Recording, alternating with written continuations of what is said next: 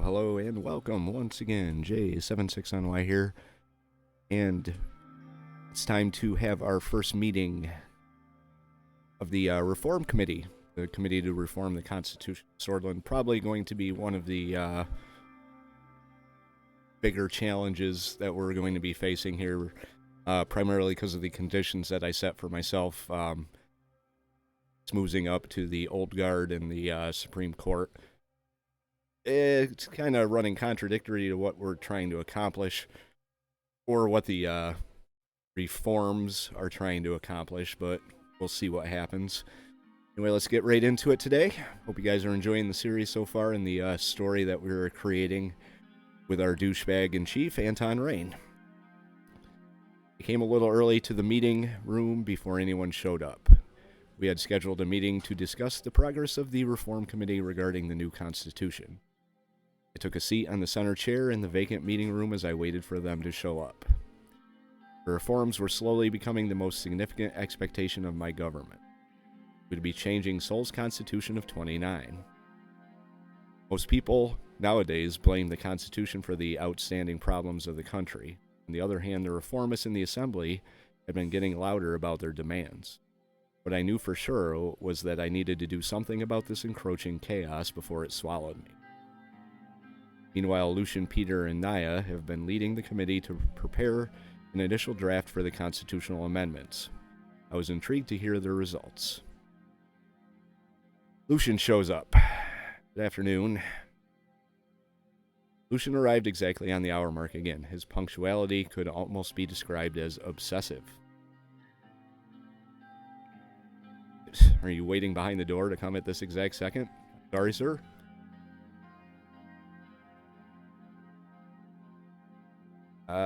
Forget it, dude. No sense of humor. Good, Mr. President. Thanks for asking. He took a seat at the table and took out a bunch of documents, spreading them on the long table. We should begin the meeting as soon as Miss Morgana and Mr. Vice President arrives. Finally have some results from the Reform Committee. What results?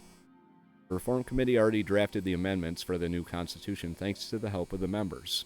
But the situation is still quite complicated politically. We'll go over the details in the meeting. Everyone else shows up, and we chat for a little bit. Get this meeting going. There's a lot to talk about the future of this process. Let us begin to tackle the points of contention. Mr. President, I've heard from Mr. Galad that you are not intending to support the democratic reforms. Our committee meetings have been really fruitful, and we already started on the constitutional draft together with the feedback from all the political parties. We're making clear progress here. You wouldn't really block our hard work, would you? Final decision hasn't been made yet. This is our once-in-a-lifetime chance to change the Constitution of Tarkin Sol, Mr. President. I am a Sollist, so I don't know if I'm overly on board with this. We worked hard to create a draft together with the leaders of our party and the opposition. Nothing else is more important for Sordland. Be the judge of that. Peter cut him before Nia could speak. I may continue, Mr. President. We've discussed the possibility of your intentions with Mr. Galad. We already know that the Old Guard would block any reforms to the Constitution, so they would definitely want to work with you to preserve it. That's what you still want to do. Can't believe you're supporting this, too. I do not. I've already explained, Mr. President, my position on working with the Old Guard.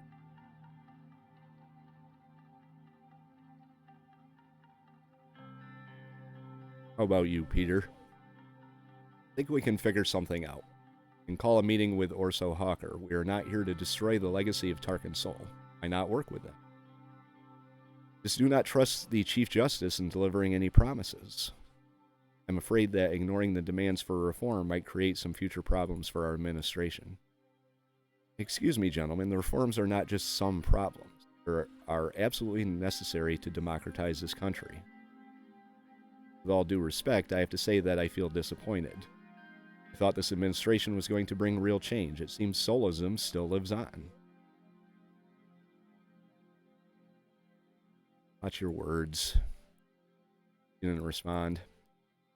Maybe we can first go over the draft of the amendments that the committee prepared for reform. You do not have to approve it.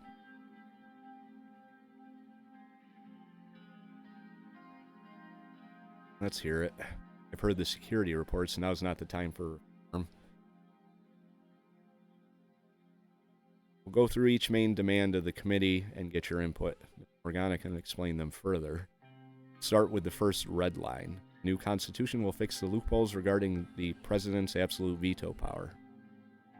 Even though Mr. Richter put on a whole show about why vetoes should completely be removed, the committee has almost unanimously agreed on fixing the loopholes, thus limiting presidential vetoes. My suggestion is to add a clause detailing the method the Assembly may override a veto with some sort of supermajority. One person should never be able to block the rest. Loopholes give the president too much power. They will not be allowed to dictate the negotiations. This is one of the starting points of the whole discussion about changing the Constitution.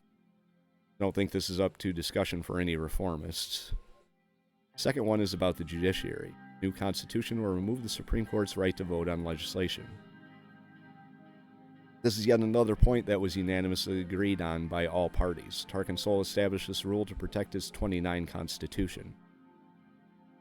We all know most of the judges are still his pawns. Constitutional amendments will still be very difficult to accomplish with a reform like this, particularly because we will keep the two-thirds vote system to be able to propose a change. However, the judiciary will not have a final say in the amendments. We need the court to even pass this change. Why would they support this?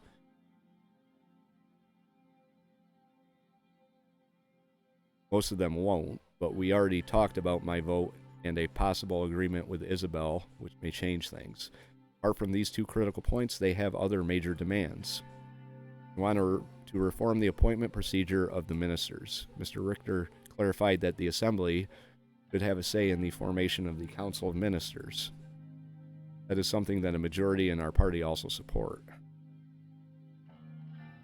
Well, Mr. Richter also talked about abolishing the Member of Honor rights of Tarkin Sol. That gives him absolute immunity and makes him a permanent member of the Assembly. Well, that one's a controversial one. I doubt the USP would like that. Immunity of the justices, the impeachment of the president, limiting the power of presidential decrees. All of this came up during the committee meetings. Yes, reformists expect big reform, while our faction in the USP are not very keen on pushing changes that are too great. I'd say keeping everything in the middle ground is the safest bet. No need to agitate anyone too much. Let's keep the changes small and manageable. As long as we address the main issues, I also agree. Well, regardless of what Mr. Rayne decides, we will need to work together to push this agenda. Now we should wrap this up. Since we evaluated the points, I'd like to hear your input. I'm going to support the blocking of the reforms. I see. Blocking the way of reforms will create many enemies for us. Our best bet would definitely be working with the old guard. Even though I do not trust the Chief Justice, I think we can set up a meeting with him to discuss working together to handle the opposition. I can't believe this! Oh, shit! Nia stood up with rage. With all due respect, I will take my leave from this meeting. I don't think I have anything to add. I cannot associate with plans of tyranny.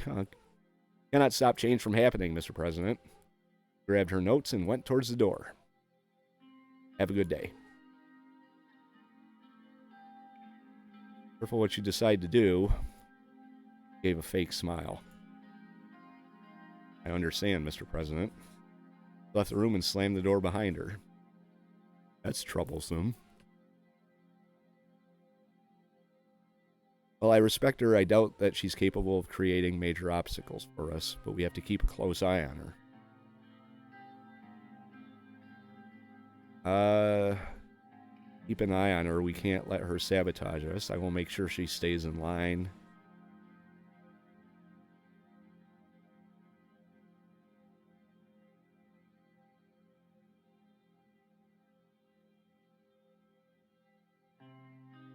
Keep an eye on her. Let's go back to the topic. So, sir, are we scheduling a meeting with Chief Justice Orso Hawker?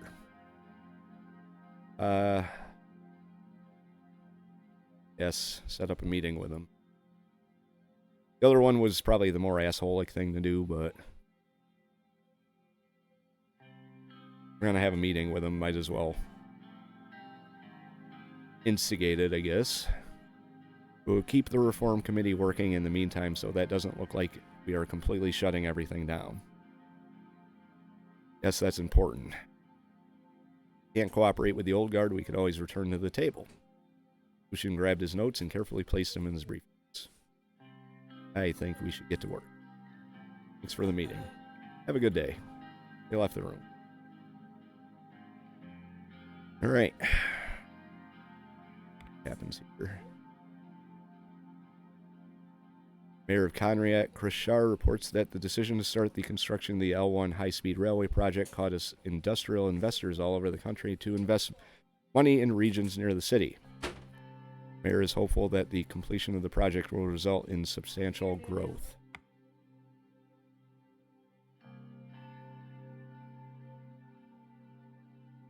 Okay. Radical. Growing discontent over the past electoral campaign finance bill, which has excluded public funding for parties that aren't able to enter the Grand National Assembly, has reached a boiling point when all Workers' Party of Bludia officials and members went out in protests around the country. Strong voices of support came from the labor union, Sordland, and the PFJP, calling the bill unfair for most parties and an attack on our democratic principles.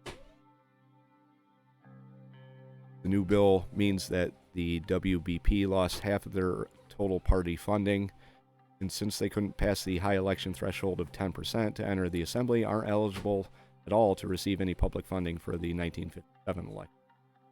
President Rayne and the USB establishment are actively seeking to suppress the political representation in the country.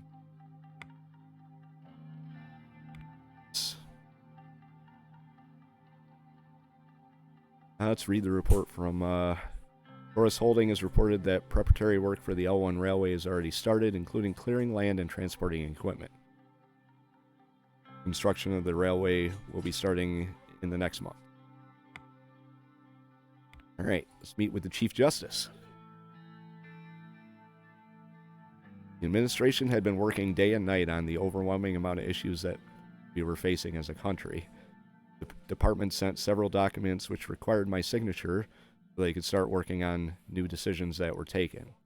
After I signed dozens of them, I closed my eyes to relax for them. Another long day. On top of all of that, I finally managed to set up a meeting with the old guards to talk about a path of no reforms and cooperation. It was in 30 minutes. I was either going to cooperate with them or would have no choice but to work with the reformists on the new constitution. Drink. To ease my mind a little. Suddenly I heard a knock on the door. It was Lucian. Raise your drink. I raised the glass of whiskey and gestured at Lucian. He sat on a chair near my desk. I'm good, sir. But... Okay, I didn't ask.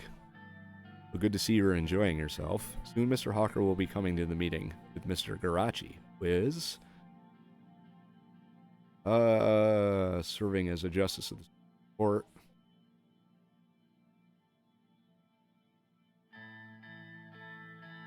Strong supporter of Tarkin's soul. Before they come, we should talk about our strategy. I aim to get a deal out of this meeting. To be careful when dealing with the old guard. And I know I told you this before, sir, but I wouldn't trust the Chief Justice. Told you my intentions. Of course, sir. We should There were 3 knocks on the door. Lucian checked his watch. He looked rather worried. Olivia opened the doors and Chief Justice Orso Hawker and Aaron Garachi entered the room. Evening, Mr. President. It's great to see you. Hello. Good to see you, gentlemen. Good to see you indeed. Orso gestured at the sofa in the office. May I? Go ahead, sit down. We all took our seats on 2 opposite sofas and made ourselves comfortable. Orso glanced at the glass of whiskey. Celebrating something, Mr. President? Want a drink? Trying to relax. I don't think that's relevant to our meeting, Mr. Hawker. Let's offer him a drink. Why not? Trying to schmooze him after all. And he turned it down. So did he, who I didn't offer to. I'd like to stay as conscious and focused as I can. How were your first couple of months, Mr. President? I hope you're faring well. Let's just get to the point. They both gave me blank stares. Orso readjusted himself on the sofa. Give us, Mr. President. Cleared his throat.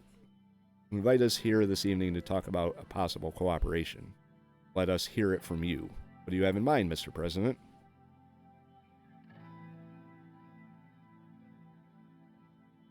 I will offer cooperation against the reformists. I want to protect the current constitution. We need to stay united in times of possible conflict.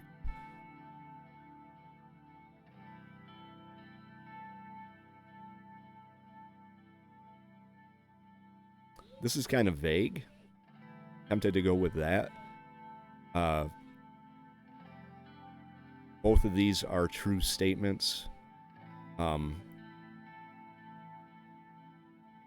But if I'm going to be giving the appearance that we're continuing to work on the Constitution,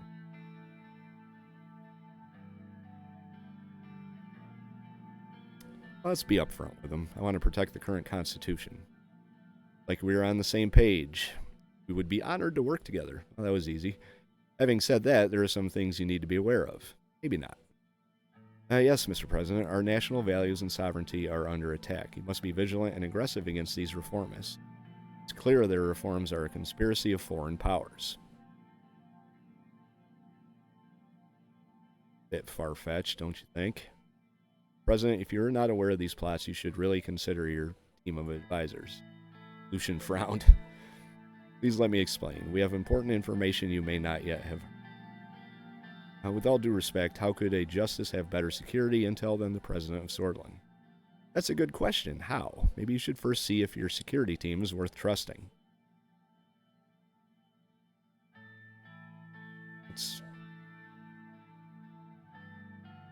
Did not want to offend you, Mr. President, but I meant it. I have incriminating evidence against someone huge. Before I give you that, I've had a couple of questions on my mind. What do you think about the offensive posturing of Rumberg and the K-74s being found in the hand of Blood separatists? What does that have to do with anything? Blood separatists must be dealt with before they gain the support of the Bloods. The administration doing something about it? Not yet.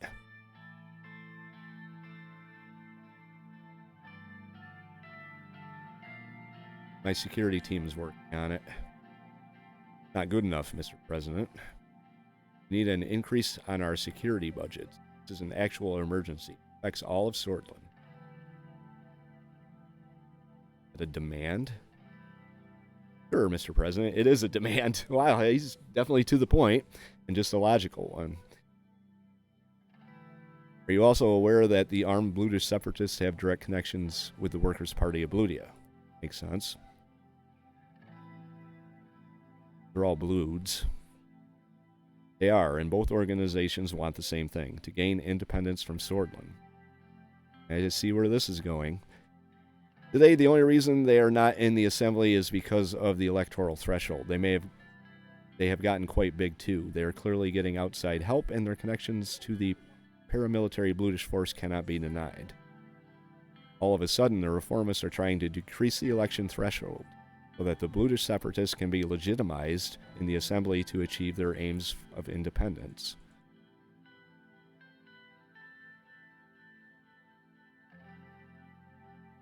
Why we can't allow it to happen, Mr. Hawker. Therefore, we need to work together. Which the only issue were the Bludish terrorists in Rumburg.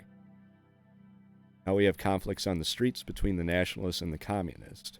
And the communists are gathering really fast after the shooting of Circus.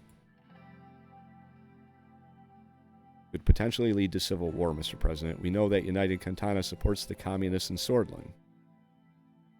The reformists' suggested changes would also bring the communists, who are backed by United Cantana, into the assembly.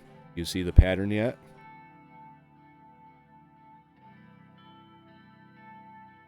What is your suggestion? We should take the necessary measures against communists and Bludish plots, as well as increase our military budget against a possible conflict with Rumburg. And of course not fall into the traps of the reformists by listening to their demands. They are clearly plotting to weaken the president and our whole administration in order to exploit the situation. Which brings us to the information I have about this important figure. Finally, the person in question is Mr. Franz Richter himself. We have enough information to infer that he has ties with Arcasia. Arcasia is aggressively growing their influence around the world, and now we have Mr. Richter coming up with these ridiculous demands for a new constitution amid a chaotic period in Sordland. All the pieces seem to fit perfectly. That is why the Supreme Court will be doing what it takes to stop these reforms and preserve the Constitution together with you. At least that's what we hope for. How would you know that Mr. Richter has ties to Arcasia? Mr. Galad, we all know that he has been in Arcasia many times because it's been documented. But what would you think if he had been making hidden flights to the country? I need to know this. Please explain. He has been spotted in a hotel in Arcasia last year, where they held the Conference of Economic Development in Volatile Regions. Right around that time, he started to influence the masses into believing that our Constitution is the reason for everything bad. His trip was not documented, nor was he an official guest of the conference. We believe that he had a meeting with President Walker behind closed doors. I also have a couple more photos of him that were taken in Arcasia in different cities. One is from a couple months back. Again, none of it is documented. He also attended another event in Lesbia last week. The Arcasian Minister of Foreign Affairs was there also. If this is true, it is big. I told you. Many Solists were already following his lead for quite some time, Mr. President. I cannot give away their identities, but I can give you the evidence. He handed me a small file. It contained official documents from the Sordish border guard with highlighted dates that showed no trace of Franz Richter's name.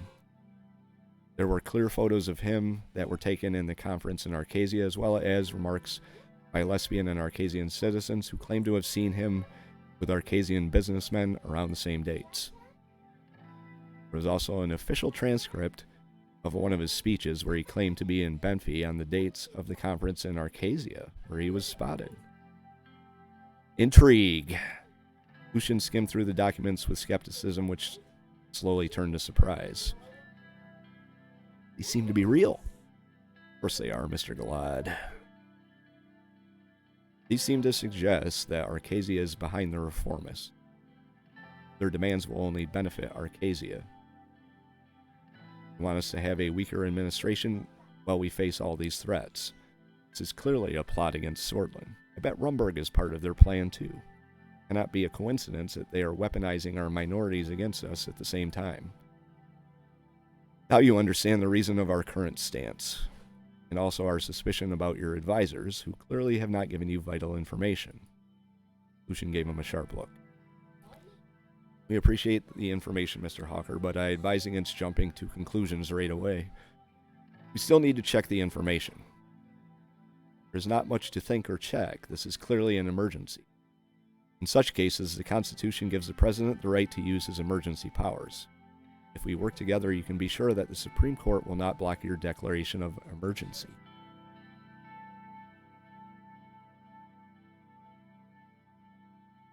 Talk about how we can work together. Of course, we cannot wait for the process of the Assembly to take care of these situations. You must exercise your presidential power for a fast and effective solution, which means you might need to suspend parts of the Constitution to give more authority to our security forces to deal with these issues. You must officially investigate Mr. Richter as well.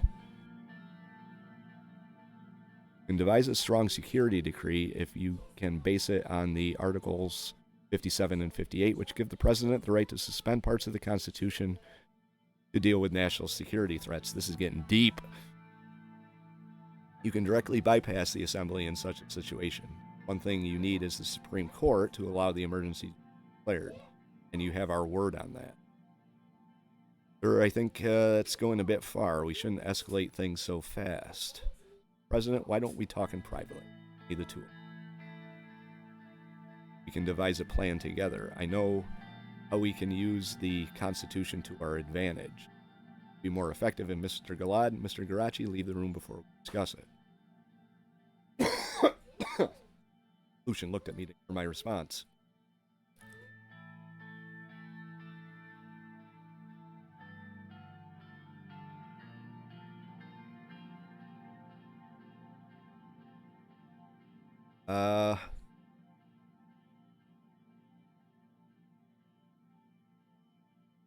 Could you leave us with Mr. Hawk? We're going to kick these guys out and talk to him alone.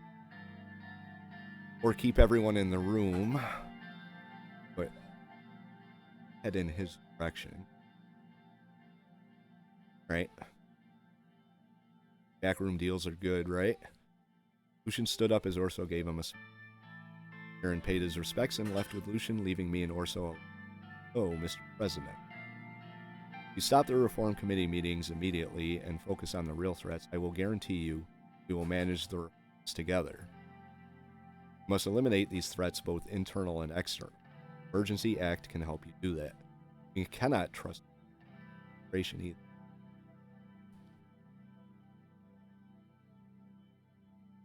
How can we fight against these threats with it?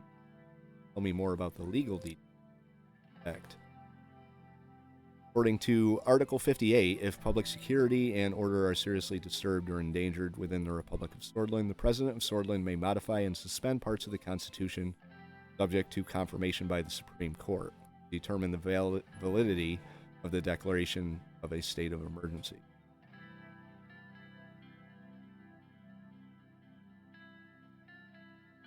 What parts of the Constitution can be modified or suspend?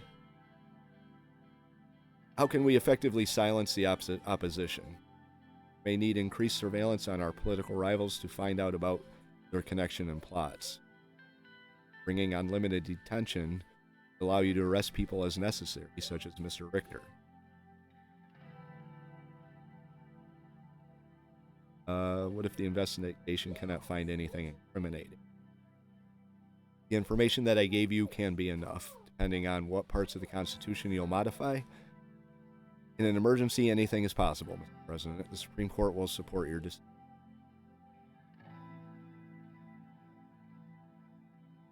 Can we modify?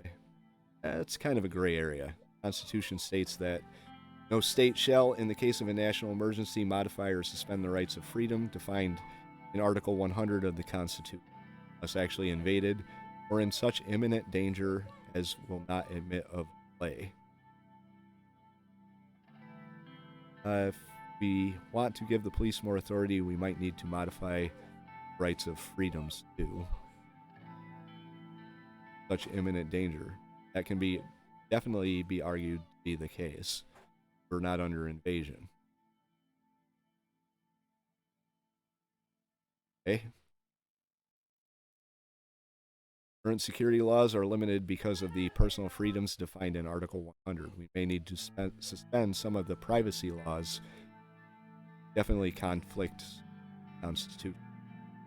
However, the section where it states that actually invaded or in such imminent danger as will not admit of delay, can be up to interpretation. We're definitely under such imminent danger because of Rumberg. I agree.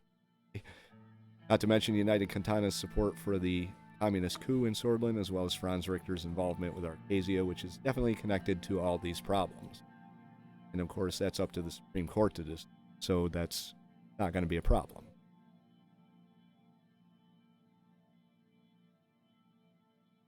Can the Assembly revoke it? According to the Constitution, only the President and the Grand National Assembly can revoke an emergency after it's declared. That is correct. However, as long as your party is in line, they will never have a majority to revoke it immediately. No, they cannot simply revoke it. Talk about the details. We must first justify the Emergency Act. We need to have at least one target that we can blame the conflicts on. It will be declared as a national security threat, and this would allow us to prosecute their members or people connected to them. There are obvious connections between Bludish separatists and Rumberg, and the separatists have clear connection to the Workers' Party of Bludia. They should be declared a national security threat, and the party should be banned. These blue separatists have no place in Sordland. They will not be tolerated. They will be our targets. We don't want to create problems with Bludish citizens. Not enough evidence to connect the separatists with the Workers' Party. They will be our targets. Red Youth must also be our targets. They're plotting a communist revolution in Sordland with clear funding from United Kantana. Like, we're not going to be buddies with United Kantana for very long. Or at all. And now they took to the streets after the death of Bernard Circus. There are already clashes and protests on the streets, which must be dealt with before it gets out of hand. You can also justify an action against the Young Swords. I'm not going to do that. After all, they started all this with the Tommies, and they killed a man right near the Maroon Palace. That can be considered a declaration of war against the state itself.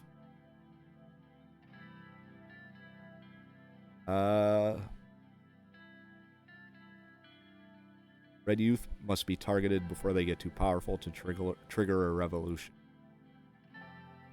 We'll leave the Young Swords. They are the enemies of the state. The state must react. Let's talk about how we can deal with them. We should eliminate the threats on our streets first. Police should have the authority to disperse crowds as necessary. We also have to keep the streets clean from the socialist thugs and Bludish separatists. To give more authority to the police regarding the use of their force. They should be able to stop and frisk as necessary, especially in Bludish neighborhoods.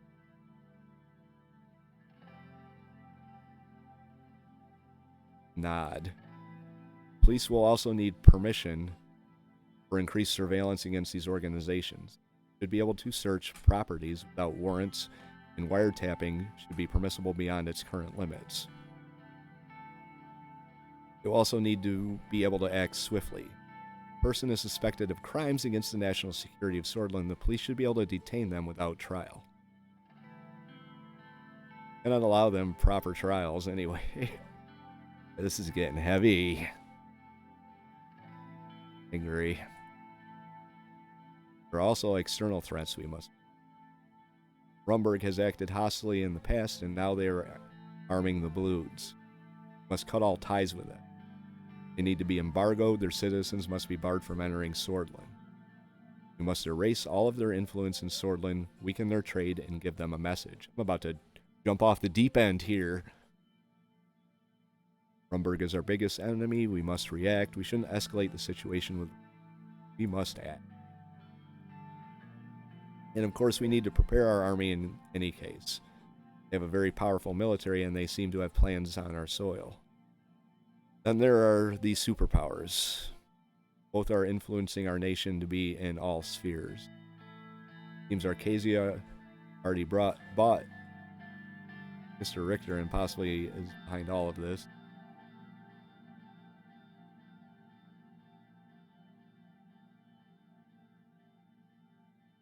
Trying to get a trade deal with. United Kantana is funding Sordish communists against our state, but we cannot bow down to the superpower. Sordland must stand tall. Will not bow down to it. I know we won't. Tried to divide Sordland before, but we came out stronger after the Civil War. I salute Colonel Soul for that. There we go. May God preserve his soul. Orso looked at the clock in the office and then outside the window. President, I have taken too much of your time already.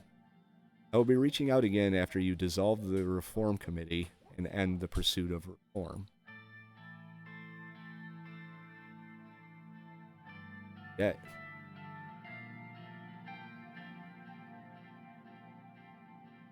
If I dissolve the Reform Committee, I'm going to be going full-blown dictator here, which I'm okay with, I guess.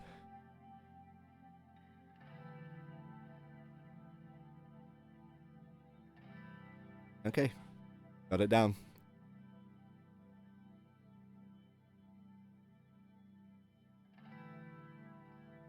Great to hear. Chloe got up from the sofa. Great talking to you. I am looking forward to our cooperation, Mr. Shook hands on our deal. Also meant that I made an unholy alliance with the old guard. Good evening, Mr. Rayne. Stay quiet. He left the room. After he left, I called in Lucian and explained to him about my decision to stop the reforms and called Peter to dissolve the committee on the next day. This was a point of no return. Wow. Here we go. Here we go. A dictatorship takes shape.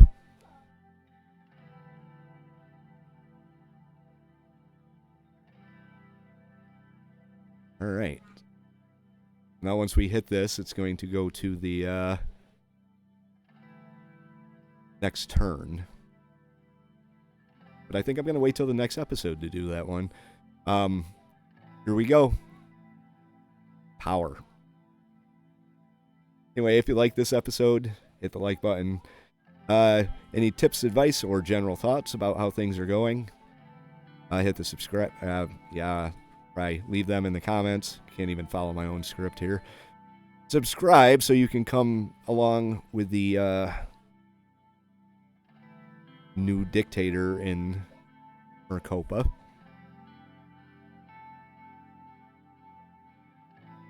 Emperor Anton Rayne. Yay, 76NY saying thank you very much for watching and have yourself a very good day.